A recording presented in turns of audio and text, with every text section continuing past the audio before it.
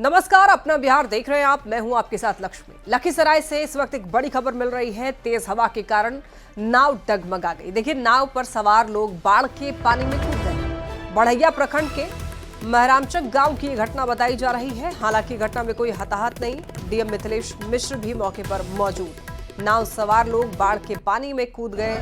ये एक्सक्लूसिव तस्वीरें आपको दिखा रहे हैं। आपको बता दें, ये तस्वीरें आप देखिए, लोग डर के मारे अपनी जान बचाने के लिए पानी में ही कूद गई। एक्सक्लूसिव तस्वीरें आप देख पा रहे हैं। बढ़ैया प्रखंड के महरामचक गांव की ये घटना है।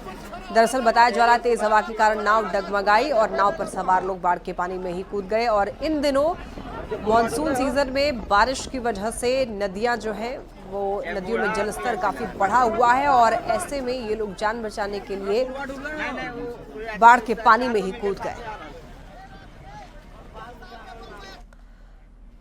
एसआईआर के ड्राफ्ट वोटर सूची में सिवान की मिंता देवी की उम्र 24 की बजाय 124 साल लिखा गया, जिसे सियासी मुद्दा बनते हुए विपक्षी सांसद मिंता देवी लिख करके टी शर्ट पहन करके विरोध जताते हुए दिखाई दिए। हालांकि सिवान के डीएम ने 7 दिन के अंदर इसको सुधार लेने की बात कही।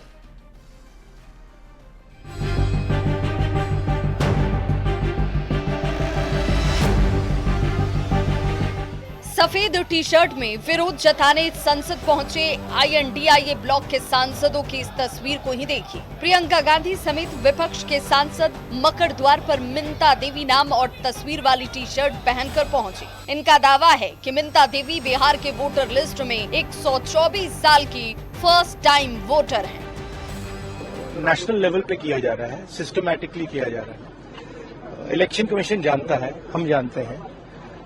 पहले सबूत नहीं था, अब क्लियरली सबूत है।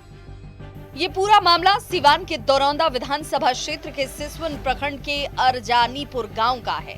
न्यूज 18 की टीम इसकी पड़ताल के लिए अरजानीपुर गांव पहुंची तो मिंता देवी के ससुर ने बताया कि ऐसा बीएलओ की गलती से हुआ है। 35 है, 35 बरस 124 किया गया, वही पर बवाल हुआ है। वहीं मिंता देवी का कहना है कि अब गलती को सुधारा जाए। फिर उमरवा जो इधर उधर किया है तो वही लोग ना किया है, हम थोड़ी किए हैं। ताकि यही ना देखेगा लोग, और क्या देखेगा लोग। सिवान के डीएम का कहना है कि ये मानवीय भूल है। 35 की जगह गलती से 124 लिखा गया है। जिला प्रशासन ने दोबारा फॉर्म भरकर सुधार की प्रक्रिया की शुरुआत भी कर दी है। 7 दिन के अंदर इसे ठीक कर लिया जाएगा। मामला सामने आने के बाद अधिकारी गलती को सुधारने की बात कह रहे हैं, लेकिन ऐसी गलतियों की वजह से एसआईआर पर सवाल उठाने का मौका तो मिल ही जा रहा है।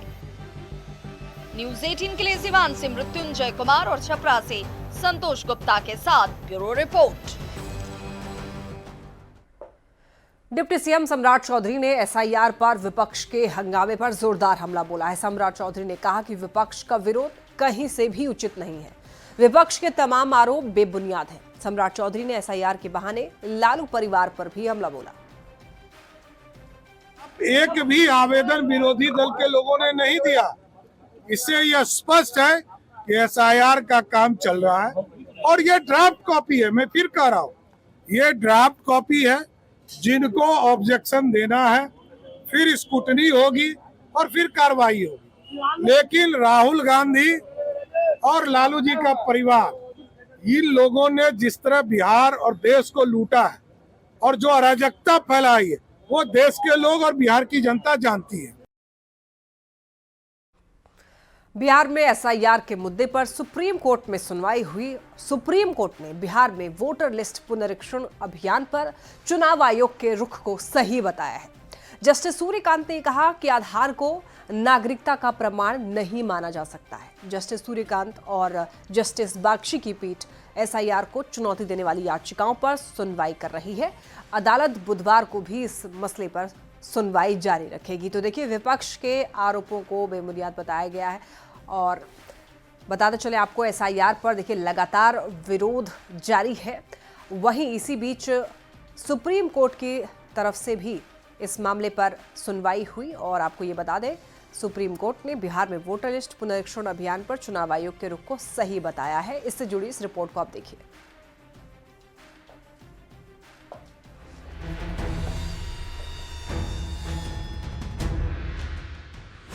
एसआईआर यानी मतदाता सूची का विशेष गहन पुनरीक्षण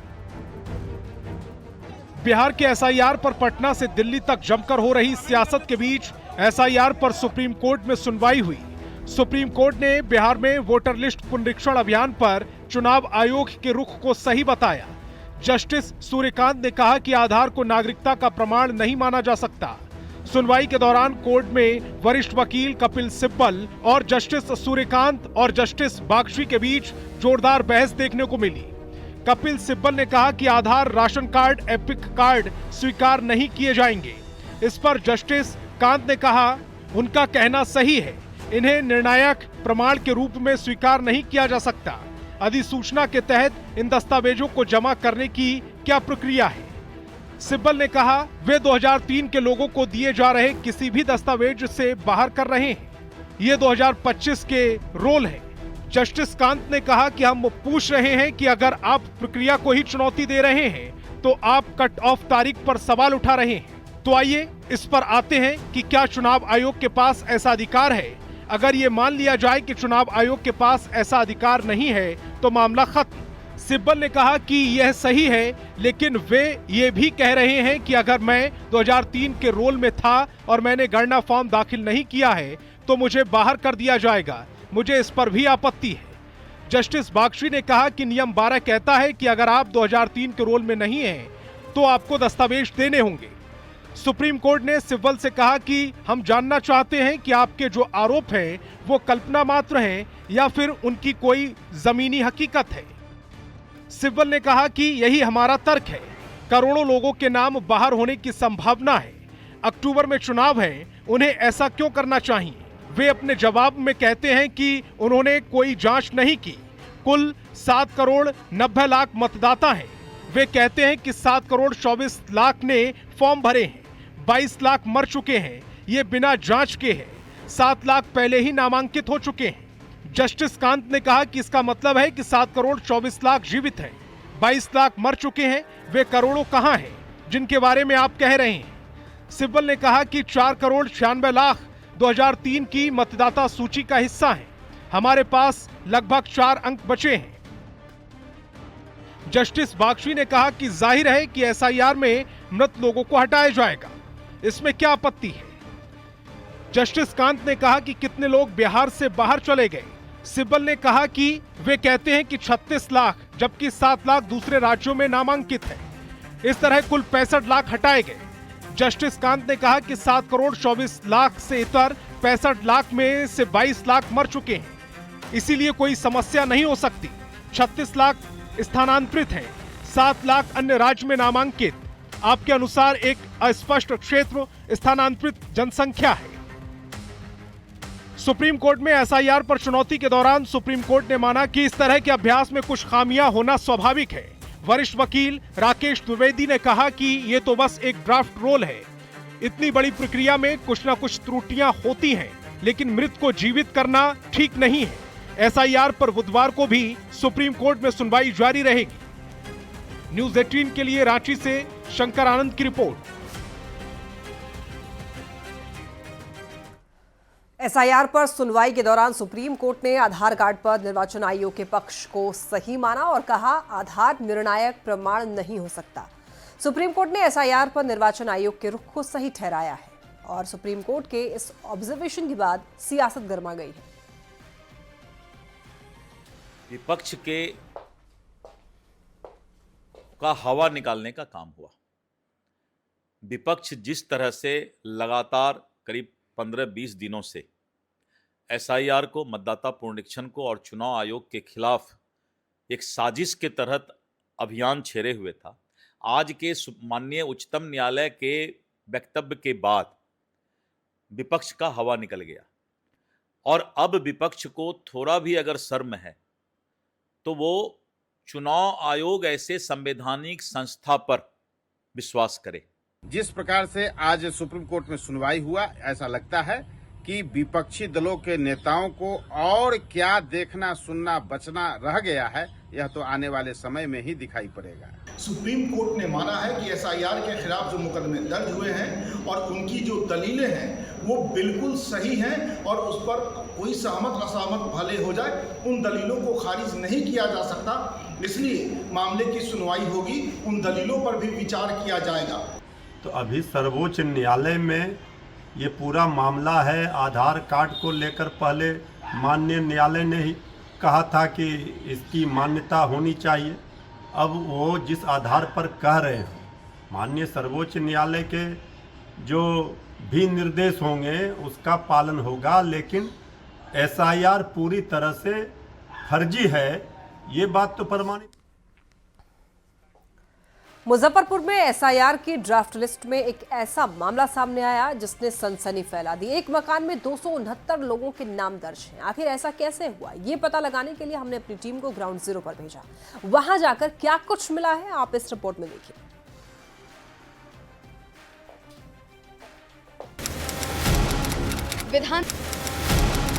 विधानसभा क्षेत्र मुजफ्फरपुर, बूथ संख्या 370, मकान संख्या 27, मतदाता 269।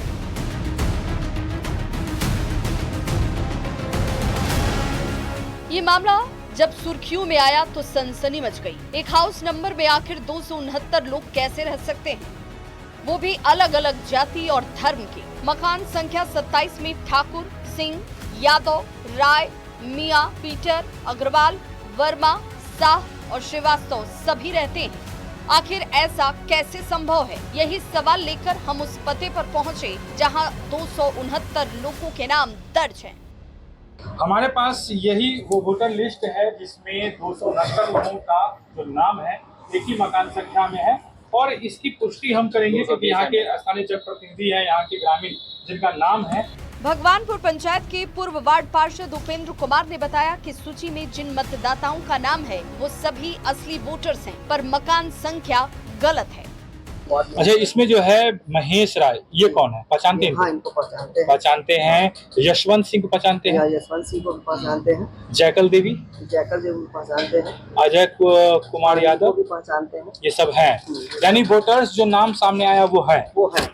लेकिन मकान नंबर सबका एक ही दिया हुआ है। देखिए, इसमें ऐसा है ना, ये आज से नहीं ये प्रॉब्लम है, ये प्रॉब्लम करीबन 2005 से ये चलते आ रहा है प्रॉब्लम। मकान संख्या 27 में दर्ज वोटर ओम प्रकाश कुमार को भी हमने ढूंढ निकाला। उन्होंने कहा कि उनका असली मकान नंबर उन्हें भी पता नहीं, पर उनके साथ पूरे परिवार का नाम मकान संख्या 27 में दर्ज है। तो पहले से कोई मकान नंबर मिला था कि नहीं मिला था? वो मिला था मकान नंबर, पर याद नहीं है, कुछ होगा।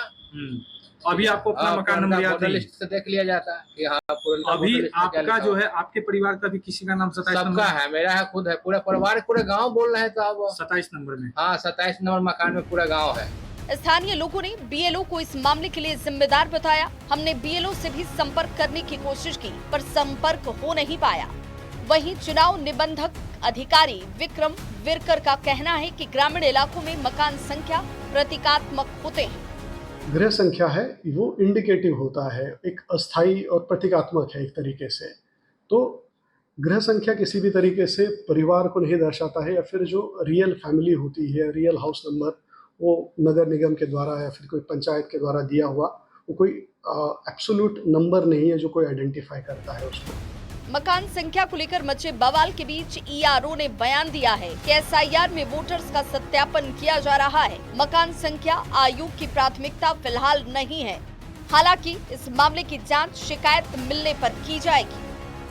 न्यूज़ 18 के लिए मुजफ्फरपुर से संवाददाता प्रियांक सौरभ की रिपोर्ट।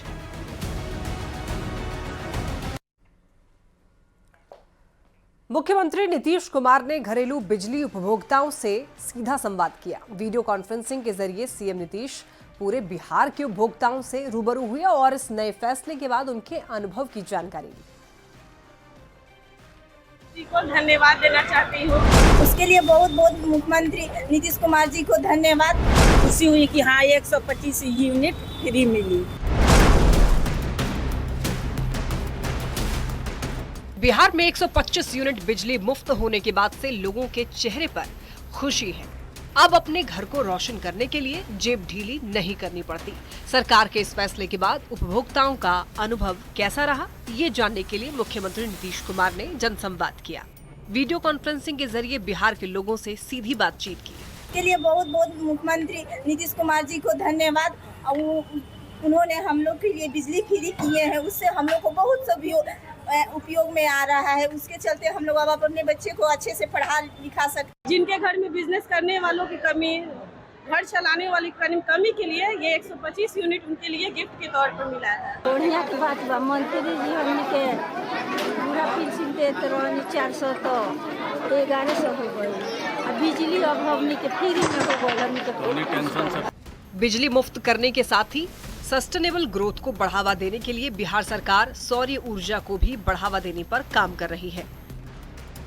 और सरकार द्वारा तो जानते ही है कि सौर ऊर्जा सोलर को भी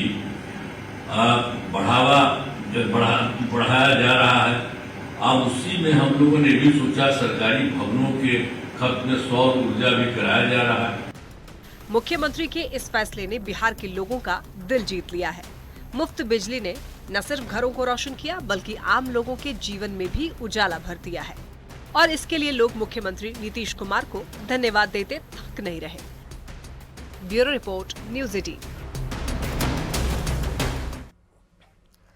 बिहार सरकार की ओर से 125 यूनिट फ्री बिजली मिलने पर जेडीयू कार्यकर्ताओं ने अनोखा जश्न मनाया। उन्होंने आरजेडी के चुनाव चिन्ह लालटेन फोड़कर खुशी जताई है। जेडीयू कार्यकर्ताओं ने बताया कि नीतीश कुमार ने लालटेन युग को खत्म किया है और बिजली का युग लाया है। इसके लिए उन्होंने सीएम नीतीश को धन्यवाद दिया है।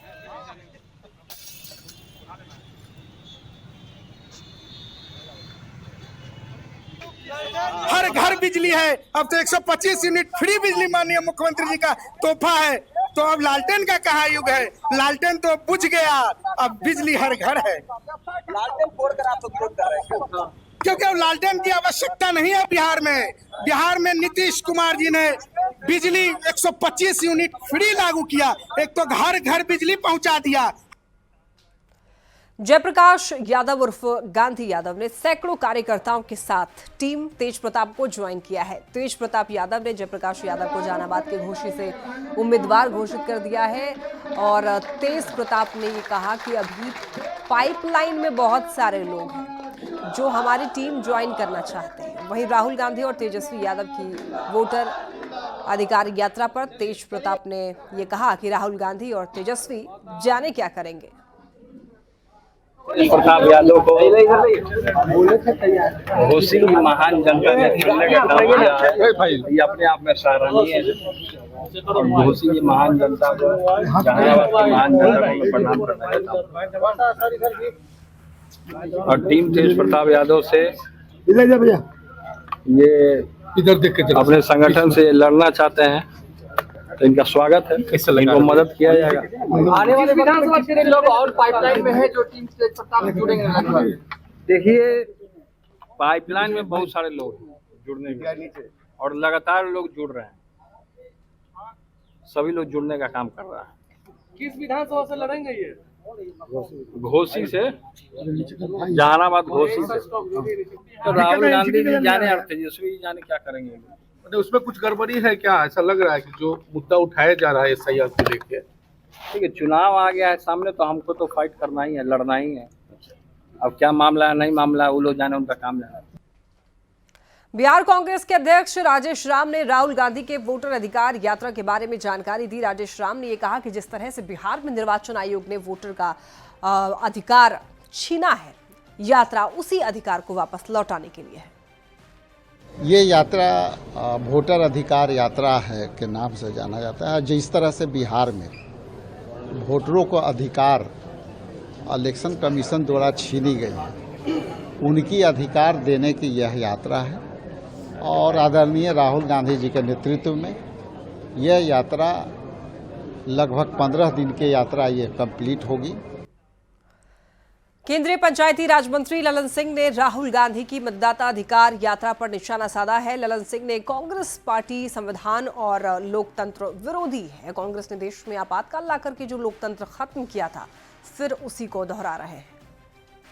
यात्रा राहुल गांधी और तेजस्वी यादव एक साथ एसआईआर के खिलाफ देखिए, कांग्रेस पूरी पार्टी जो है वो संविधान विरोधी है, लोकतंत्र विरोधी। और अभी जो काम वो कर रहे हैं, जो इमरजेंसी के दौरान उन्होंने जो इस देश में इमरजेंसी लाके लोकतंत्र को समाप्त किया था, उसकी पुनरावृत्ति कर रहे हैं। बिहार में लगातार 2 दिन में 2 एनकाउंटर के बाद अपराधियों में हड़कंप मच गया है। सोमवार को गोपालगंज में पुलिस ने कुख्यात अपराधी का एनकाउंटर किया, तो मंगलवार को नवादा में अपराधी के पैर में गोली मारकर उसे दबोच लिया।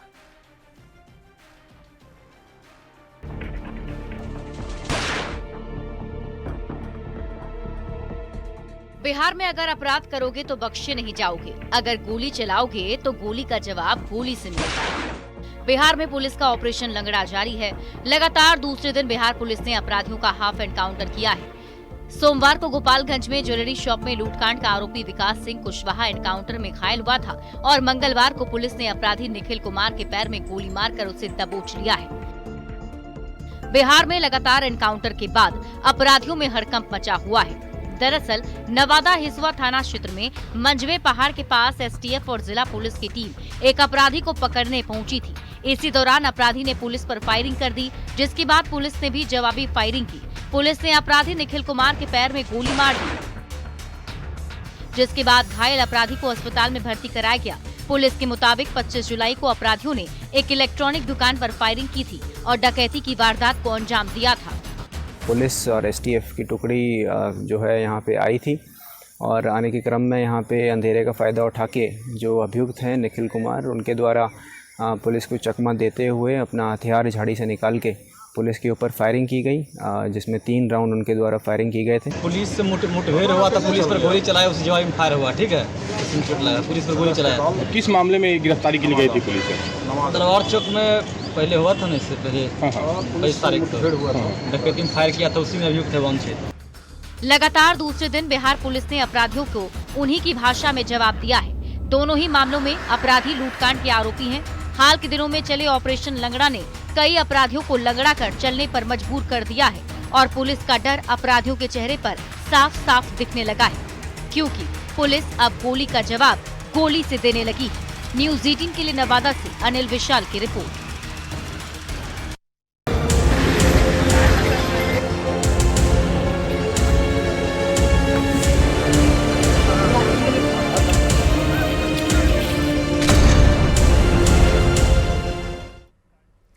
भागलपुर के नवगछिया के गोपालपुर में गंगा ने जबरदस्त तबाही मचाई है। लाखों की आबादी की सुरक्षा के लिए बने बांध का 80% तक हिस्सा ध्वस्त हो गया है।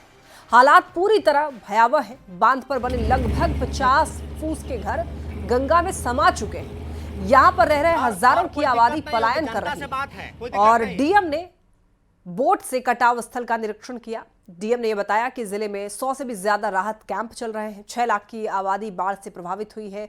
बांध को यहां पर बचाने का काम जो है वो तेजी से किया जा रहा है। जायजा लिया न्यूज़ 18 संवाददाता आशीष रंजन ने।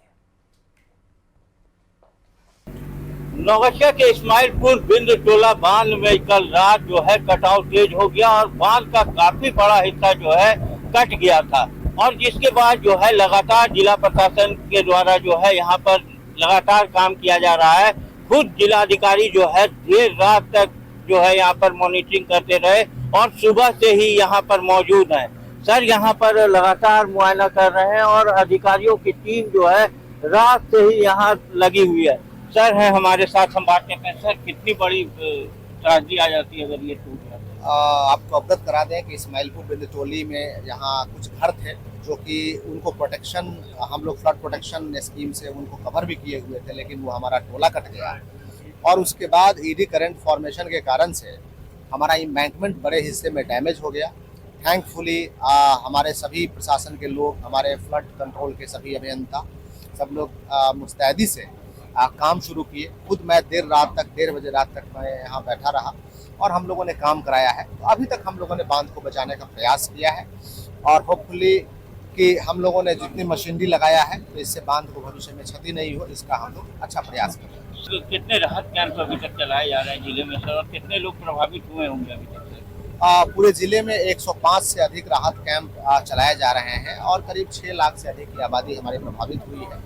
अभी गंगा जी का जल स्तर सामान्य है, जो हमारा फॉलिंग नहीं हुआ है, स्टैटिक है।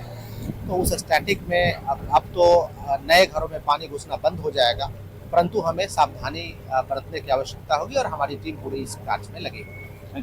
तो देख सकते हैं कि यही वो स्थल है जहां पर कल शाम जो है कटाव हुआ था और लगातार जिला प्रशासन की टीम जो है इस कटाव को रोकने के लिए काम कर रही है। अगर बांध कट जाता तो बड़ी त्रासदी जो है इस क्षेत्र में आ सकती थी। आशीष रंजन, न्यूज 18 भागलपुर। बिहार में जमीन सर्वे का 2 चरण पूरा होने के बाद और तीसरे चरण में जमीन सर्वे को लेकर के एक बार फिर से राजस्व विभाग ने बड़ा एक्शन प्लान तैयार किया है। राजस्व विभाग के एसीएस दीपक कुमार सिंह ने न्यूज 18 से खास बातचीत में ये जानकारी दी और कहा कि बिहार में 16 अगस्त से 20 सितंबर तक राजस्व विभाग महाअभियान की चलाने वाला है और इस दौरान ऑनलाइन जमाबंदी में अशुद्धियों में सुधार को लेकर लोग जहां आवेदन दे सकेंगे, वहीं किसी ने ऑनलाइन जमाबंदी किया ही नहीं, वो नए सिरे से आवेदन कर सकेंगे। सर, क्या लग रहा है जिस प्रकार से लंबे समय से तैयारी चल रही है, अब महाअभियान चलाने जा रहे हैं? जी, ये राजस्व महाअभियान हम लोग 16 अगस्त से लेकर 20 सितंबर तक चला रहे हैं। इसमें मुख्य तौर पर इसके 3 चरण हैं। पहले चरण में तो हम लोगों ने सभी टीम के प्रशिक्षण का कार्य किया, जो 18 जुलाई से ही शुरू हुआ था और लगभग 9 अगस्त तक वो सभी जगह पूरा हो गया, जिसमें हम लोगों ने पहले राज्य स्तर पर ट्रेनिंग दी, फिर जिला स्तर पर ट्रेनिंग दी और फिर अंचल स्तर पर ट्रेनिंग हुई। इसका दूसरा चरण जो आज खत्म हुआ है, उसमें हमें अंचल में हल्कावार माइक्रो प्लान बनाकर उसे अपलोड करना था, जो काम लगभग पूरा हो गया है। कल परसों में प्रत्येक अंचल में वहाँ के जितने भी माननीय पंचायत प्रतिनिधि हैं, मुखियागण, सरपंचगण, पंचगण, वार्ड सदस्यगण और इन सभी लोगों की विकास मित्र। आम लोगों को महंगाई के मोर्चे पर बड़ी राहत मिली है। जुलाई में देश की खुदरा महंगाई घटकर 1.55% पर आ गई है, जो कि 8 साल का सबसे निचले स्तर पर है। पिछले 6 सालों में भी ये पहली बार जब महंगाई भारतीय रिजर्व बैंक के 2% से 6% के सहनशीलता बैंड से नीचे आई है। ये जून 2017 के बाद साल दर साल सबसे कम महंगाई दर है। आपको ये बता दें कि खाद्य महंगाई दर में गिरावट दालों, सब्जियों, अनाज, अंडे, चीनी और परिवहन लागत में कमी के कारण हुई है।